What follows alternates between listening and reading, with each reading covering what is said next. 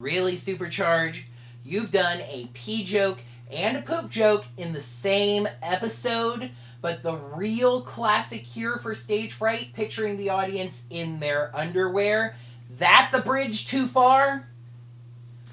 Of course, Shiler, Chives,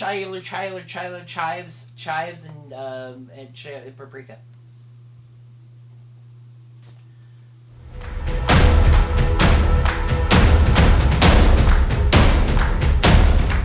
Hello there, heroes. I'm the Orange Ranger, and welcome to another Power Rangers Dino SuperCharge episode review. Hey, Sean? Yeah, Kaizoku? Listen, kid, I know that you've been kind of busy lately, so while you do this review, we're gonna make the bed, okay? Wow, guys, thanks. I was going to do that after doing this review, but I really appreciate it. Okay, Chomsy, we need to make sure to get the dimensions right and the sheets in the right place. You're right, Bolts. If it ain't right, maybe kiddo don't get good sleep, and then he's tired and he doesn't do a good review. Exactly, and if the reviews start getting bad, people won't subscribe. The channel will stop growing and maybe even start shrinking. Whoa! It's definitely a vital thing that everyone needs to know about, that we get this bed made. This was definitely shaping up to be an important episode that seemed set to introduce the newest Dino Charge Power Ranger. What's more important than that? So let's dive right into the 14th episode of Dino SuperCharge, Silver Secret. The episode starts out by stomping on some of its already established character notes. Chase is explaining to Shelby that one of his friends from New Zealand, Rada, is a singer in the N-Zed Boys. The band is auditioning for a new singer, so Chase made the connection, and the auditions are being held at the cafe. Shelby freaks out that she's actually going to meet Rada, but Tyler wonders what the big deal is. Besides wondering why a band based in New Zealand would be holding auditions in the United States, A, Chase made fun of Shelby for liking a band that his friend is in, and B, Tyler is very close to and into Shelby, but doesn't remember that she super fangirls over this band. Shelby says that Rada has touched the hearts of a generation. Yeah, that dude's like 20. I highly doubt that. So, of course, that's when Rada shows up, and Shelby promptly dumps brownie mix all over his chest. Coda suggests that Shelby try out, and Rada says that they are thinking about adding a girl too. Note that last word, to, T-O-O. It means in addition to, as well as, alongside. Just keep that in mind for later. Just as Rada leaves, the Rangers' dino comms go off. Kendall is sending them to McHadden Forest to answer a distress call from the Silver Ranger. He's on Earth. They head out there, and Silver Ranger staggers out, saying he managed to escape, but they need to hurry away. Chase starts to take him to the base, but Tyler stops him. Just how did Arcanon get his hands on that Zord data we sent you? Silver says that Arcanon captured him and forced him to make Dino Chargers with the data. But it's okay, he managed to take all 9 of them back and he has them. Wait a minute, Riley asks. All 9? Not all 10? Silver stammers out that he didn't make a Titano Charger. Except the Rangers know that that's BS because they found that charger last time. When the Rangers confront him with this, he starts cackling and then attacks. The Rangers morph, but Silver is very powerful and beats them around a bit, using the Silver Ranger power, so he really is morphed. But then suddenly he demorphs and then transforms into a blue bird creature. His name is Torin! Excuse me. His name is Xenowing. Just like Heckle and Snide, as Chase helpfully points out, Doomwing and Xenowing share a body, a curse from Arcanon. What an interesting coincidence. Tyler wants Xenowing to prove that he's legit by giving them the Silver Energem. But he can't. Doomwing has it locked inside his sword, so only he can morph. Doomwing takes control again, blasts the Rangers, and takes Tyler up high on a cliff. He quietly plants a listening bug on Tyler's Dinocom and then leaves. But Tyler's a sharp little T-Rex and he sees it.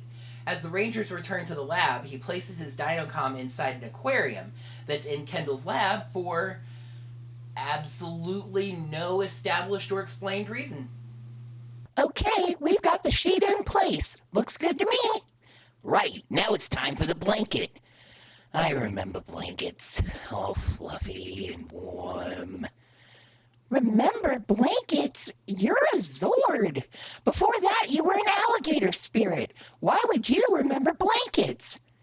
That doesn't matter. It's really important that everybody see us get this bed made. Increase power to your tractor beam so we can grab this blanket. Knowing that it's bugged, the Rangers need two plans. One to let the monsters overhear, and the actual plan. Meanwhile, Wrench and Doomwing hear that the Dinocom is near water, and Wrench makes a pee joke. Power Rangers. Anyway, Kendall invents devices called split emitters, which for the rest of this episode she's going to blur together into one word, split emitters. She demonstrates how they work by separating a small tree from a rock that its roots have grown around. So, are you guys enjoying the A-plot? I mean, it's fun, dramatic, intense, right? Screw you! It is time for the B-plot. And I'm talking about this time the show slams the friggin' brakes on the A-plot. Kendall says she needs time to work on an ambush plan, and that's all we hear from the A-plot for about 10 minutes. Shelby starts annoying the rest of everybody in the lab by trying to learn to sing in an hour. Did something earlier on establish that she can sing really well? I don't know, I don't remember or care. I did love how Kendall called the legions of screaming fans the boy bands get insane. That was fun. But when she sees how much this audition means to Shelby, she decides to help her out. Kendall went to music school for 3 years. Of course she did. Is it going to mean anything to her character later? No. It is just as important as this stick that Kendall grabs when she gets up that she promptly just drops when she starts teaching Shelby. In the meanwhile, Chase is teaching Tyler how to dance to the music of a band that he supposedly hates because Tyler wants to audition too. There is a dog there whose sole purpose is a poop joke. Tyler reveals that he has stage fright. So why is he auditioning? Of course, because he wants to impress Shelby. Chase rightly tells him how stupid this is. He doesn't have enough talent to actually make the band, and all he needs to do is just tell Shelby how he feels. With this important character note learned and established, the two of them head to the audition anyway. As a girl freaks out about messing up her audition, Tyler gets called back just as Shelby is finishing up hers. Of course, she sounds amazing. Tyler starts his audition and promptly freezes up. Shelby saves his bacon by saying that the two of them work better as a duo and tells Tyler to get over his stage fright by picturing the judges as pineapples? Really, SuperCharge? You did a pee joke and a poop joke in the same episode, but the real classic cure for stage fright, picturing the audience in their underwear, that's a bridge too far? Tyler and Shelby, of course, rock out as a duo, though I'm not sure if this was intentional or just maybe the fact that Brennan maybe really can't sing, but you can just kind of hear that he's not exactly Frank Sinatra. Okay, sheet, check. Blanket, check. Anything left? We have to make sure the pillows are properly positioned for optimal head comfort. What? Head comfort is important. No, I get that. It's just, do you ever feel like you're interrupting something more important? Sure, now and then. It's just a little low self-esteem. I'm sure if anybody is watching us right now, they don't mind seeing us do something totally unimportant. Yeah, you're right. Okay, pillows. Oh, thanks Zordon, back to action. The plan is ready. They head back to the forest, which actually isn't even really a forest, it's more of a rock quarry, and place the split emitters as a trap for Doomwing. We do dip our toe back into the B-plot for a moment, but it's Shyler characterization, so I'm okay with that. Shelby wonders how Tyler even had the guts to audition with his stage fright, and he admits that it was to impress her. She basically tells him that he's the red freaking Power Ranger and she's already into him. The two of them almost kiss, but Coda interrupts. Together, these two can sing. But not even together can these two act. Note that I'm talking about Tyler and Shelby, not Brennan and Camille. They take the Bugs Dinocom and give a painfully bad performance of a script designed to let the monsters know that Tyler's going to be looking for Doomwing at the Quarry Forest alone. Of course, likely for comedic effect, this works, with even Arcanon being fooled. Everybody but Kendall morphs because glass is made of sand, and Tyler and Doomwing have a stare down before running at each other and morphing. Doomwing beats on Tyler for a bit before he quickly runs out of juice, demorphing and beginning to transform into Xenowing. This is the now moment, because white chocolate isn't really chocolate, and the two birds are split. Kendall takes care of Xenowing, something she could have easily done while morphed, while the others go after Doomwing, who does still have the Silver Energem. Arcanon grows him. Wait, does that mean he currently has a giant Silver Energem? And the Rangers call all 10 of their Zords, and then form the Ultra Zord, which requires 6. You other 4 can take a seat on the bench. Tyler gets the Focus Episode Sword, because it was either going to be him or Shelby, and after the Ultra Zord headbutts Doomwing with Rexy's tail, Coda suggests using Kendall's new attack. You know, the one she never actually mentioned? The new attack is forming the Titano Cannon, which basically turns the part with all of the chargers into a giant cannon. Oh, and those other 4 Zords can get off the bench now because they provide extra power to the cannon, which I guess makes this an Ultra Zord in kind of the Jungle Fury Stampede sense. And they blast Doomwing. He was not destroyed, though. On Sledge 1, Arcanon tells Doomwing that he is useless to him now, though. Why? Because the Silver Energem chose Xenowing, not Doomwing. Doomwing could morph because he was in Xenowing's body. Now that they've been separated, he does still have the Silver Energem, but he can't morph. This is all true, but Sledge made a cool gun and a giant laser out of Energems. They have more uses than just morphing. We get a sadly quick lab scene where Keeper and Xenowing reunite, and Xenowing confirms that Arcanon does in fact have the Dark Energem. Who cares about that? What about the band?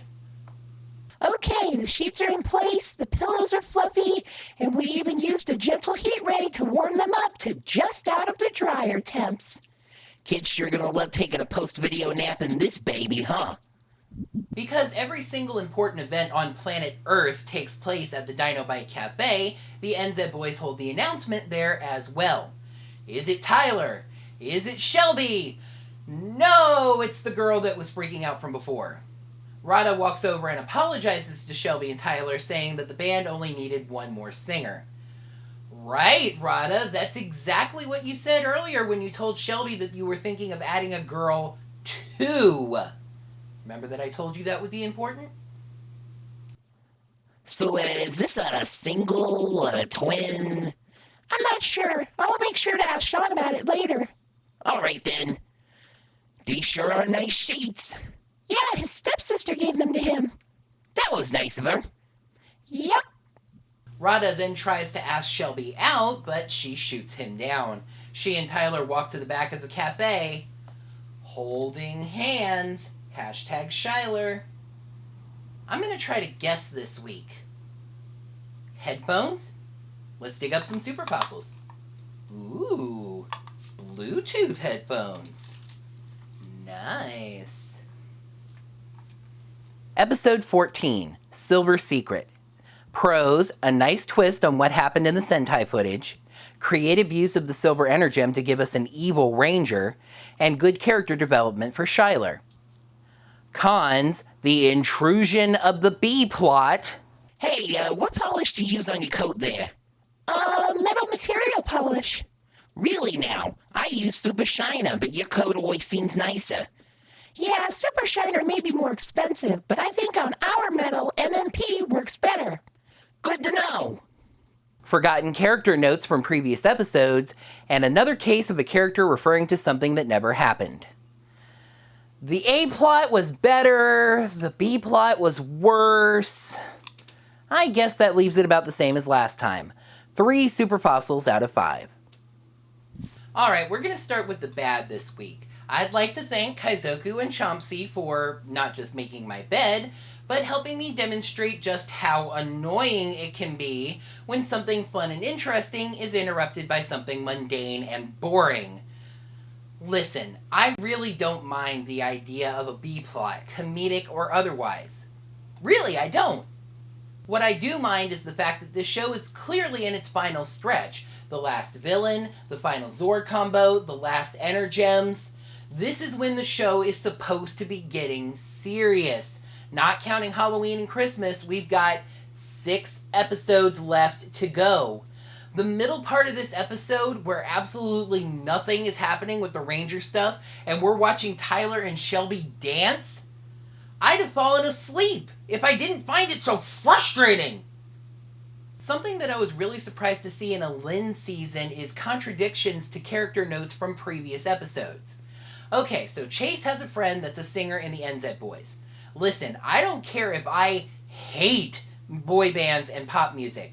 I'm not going to make fun of someone for liking a band that my friend is in. And Tyler has been crushing on Shelby for 36 episodes now. And he says that her favorite N-Zed boy is just a singer.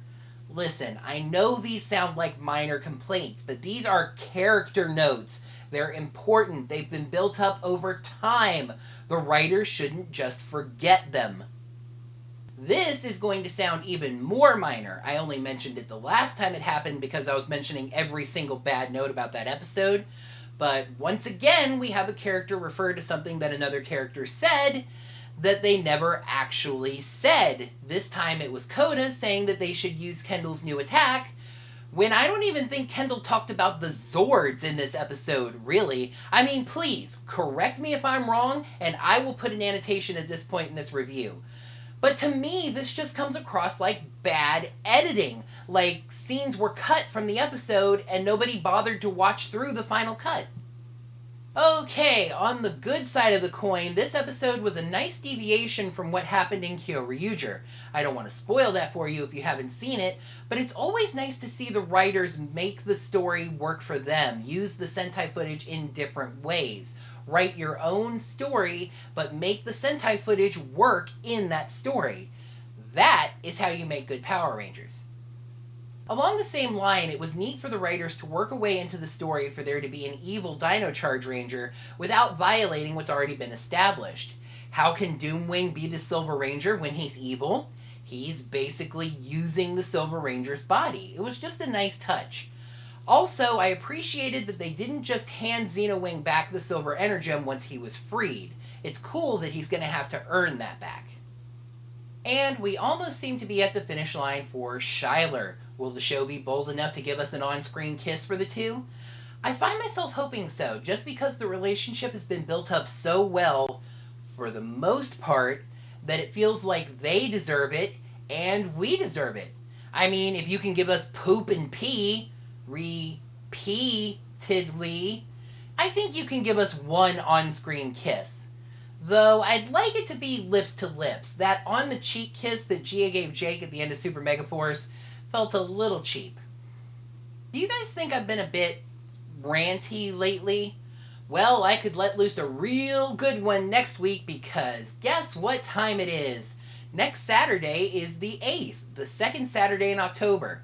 That's right, it's time for Dino SuperCharge's Halloween episode. What's that you're saying? Halloween is actually 23 days later? Well, clearly those in charge of scheduling at Nickelodeon don't seem to care. So, let's see what's in store for the 21st episode of Dino SuperCharge, Trick or Trial. The Rangers are summoned to an intergalactic trial for crimes against monsters they have destroyed. Oh, goody goody Halloween gumdrops. It's another Halloween clip show. Well, at this point, I guess it's hard to complain about something that's been happening repeatedly, and pretty much every Neo Saban Halloween special has been a clip show. So, that wraps up another Power Rangers Dino SuperCharge episode review. Thank you guys so much, as always, for watching. Make sure to like the video by clicking the like button right down below. Leave a comment down below with your thoughts on this episode, and make sure to subscribe to the channel for all my new Power Rangers reviews and other fun stuff. Until next time, may the power protect you. Now, if you'll excuse me, I have a warm, comfy bed to sleep in. Using the Silver Ranger power, so he is really morphed. Shelby starts annoying everybody else in the lab by trying to learn to sing in an hour. Of course, Tyler and Shelby rock out as a duo, and I've forgotten the rest of this take. They head back to the forest, which, for the record, is actually a rock quarry and not even really a forest,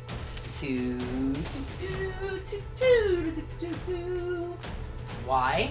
Because the Silver Energem chose Xenowing, not Doomwing. He was not destroyed, however. On Sledge 1, Arcanon tells Doomwing that he is now useless to him, though. Why? Though. Yeah, Super Shiner may be more expensive, but I think on our metal... Really? Yeah, Super Shiner... Sir? Not counting Halloween and Christmas, we have 6 episodes to go. The middle part of this episode, where nothing is happening with this... What I do mind is the fact that we're clearly in the final stretch. The last Energems, the final villain, the final Zord combo. Along the same line, it was neat for the writers to work a way into the story for there to be an evil Dino Charge Ranger without violating what's already been established. How can that it just feels like they deserve it and we deserve it. The Rangers are summoned to an intergalactic trial. That is a sucky what the hell am I doing?